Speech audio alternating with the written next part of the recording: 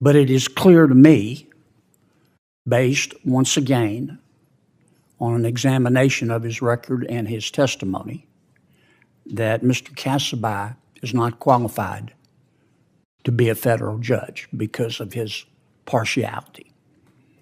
And I believe that his decisions will be filtered through his own political, social, and economic beliefs. All right, first up, Senator John Kennedy did not hold back. He kicked things off by criticizing Mustafa Kasubai, who has been nominated for a federal judgeship by President Biden. Senator Cotton was very eloquent in giving you some specific examples. I want to give you one more. Mr. Casaby is a magistrate. He issued an order, not an oral directive, but an order to all employees in his court, to all witnesses in his court, and to all lawyers in his court, that they address the court in a specific way and that they include their preference for pronouns, which, as we all know, is a reflection of one's thoughts about gender. This is a copy of the order. I think everyone has a copy. This is what his written order directs, for example, to his criminal docket clerk. Quote, I'm quoting the order, not the suggestion, the order. Before calling the first case, give the general instruction, quote within quote, I'd like counsel to introduce themselves, giving me your full name and your honorific, such as Ms., Mix, or Mr. Not Mrs., not Miss. And if your client will be making an appearance, I ask you to please introduce them to the court by giving me their full name and their honorific, such as Ms., Mix, or Mr. Mr. Casaby says this is voluntary. That's not true, and he knows it. He intentionally misled this committee. He uses directives like, please be sure to give the honorific. You can read the document for yourself.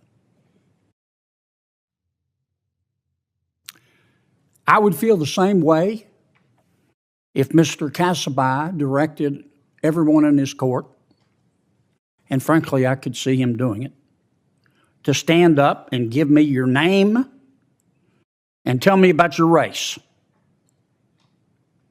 I would feel the same way if Mr. Casaby issued a directive to tell everyone in his courtroom, you have to give your name and your religion.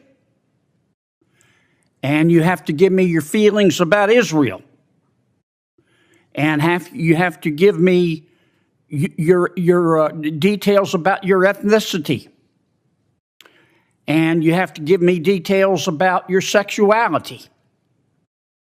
All of the things that bring the issue of partiality to the forefront, Mr. President. I'm appalled that President Biden nominated this gentleman. Now, again, when I asked Mr. Casaby in committee, he said, oh, this is voluntary. Well, it's not. Here's the document. You can read it for yourself.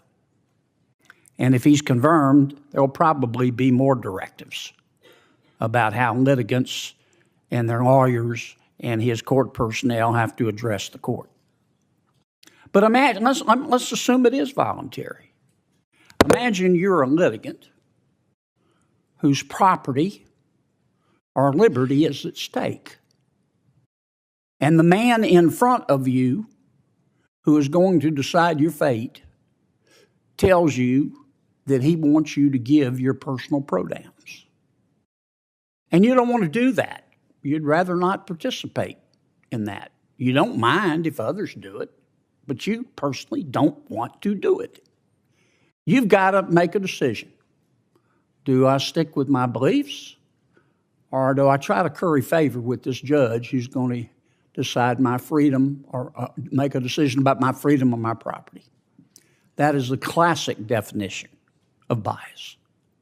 And that, Mr. Chairman, will be why I'll be voting no on Mr. Kassebaugh. Welcome back to Capitol News. In today's episode, we're diving into a fiery debate surrounding Mustafa Kasai, President Biden's nominee for a federal judgeship.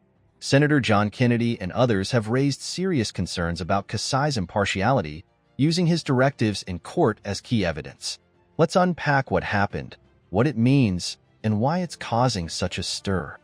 Senator Kennedy zeroed in on a court order issued by Kasai that requires employees, witnesses, and lawyers to introduce themselves with their honorifics and preferred pronouns. Kennedy argues this isn't just a guideline but an enforced directive. The directive raises questions about impartiality. Kennedy points out how such a requirement could put litigants in an uncomfortable position, forcing them to choose between personal beliefs and potentially currying favor with the judge.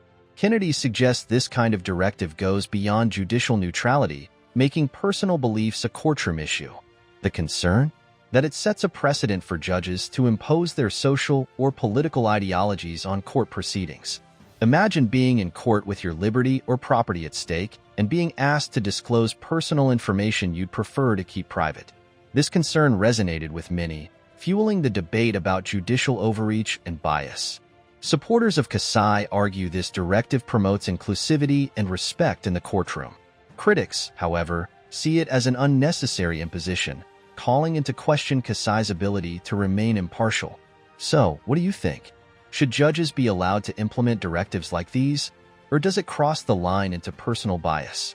More importantly, does this raise legitimate concerns about Mustafa Kasai's fitness for the federal bench, or is it simply a political overreaction?